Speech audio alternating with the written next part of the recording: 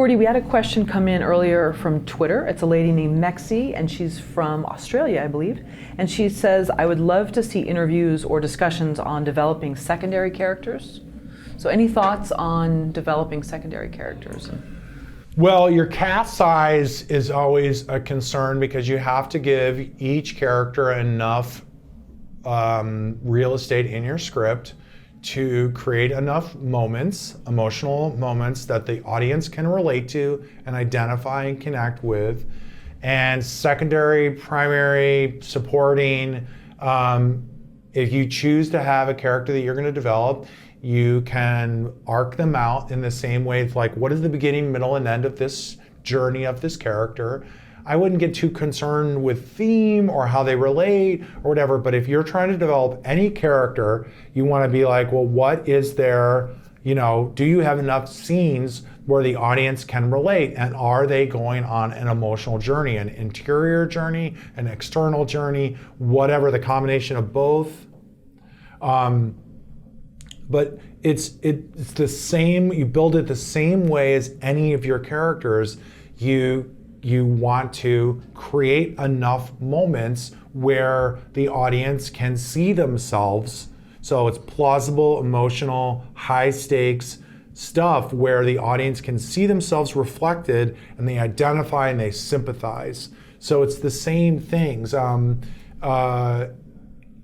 how I look at everything. I don't get caught up in formulas as to where things are supposed to happen in stories.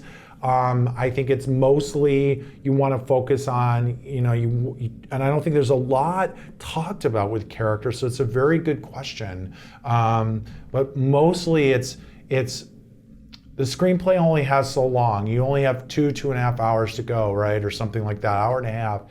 And you want to have as many moments, because a relationship is defined by the volume of moments that we have with the person. If you have coffee with somebody once a year, then if they pass away, you have one kind of emotional response.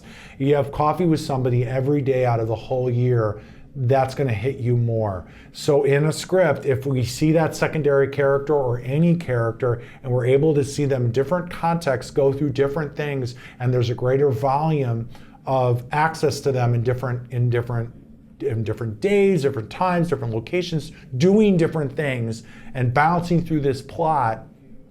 That's why cast sizes are small. That's why Casablanca, basically it's a story about 3 people. That's why Harry Potter's 8 movies, basically around 3 people, really around one guy, but there's 3 people. I mean, there's other characters, but we are not asked to connect with a bunch.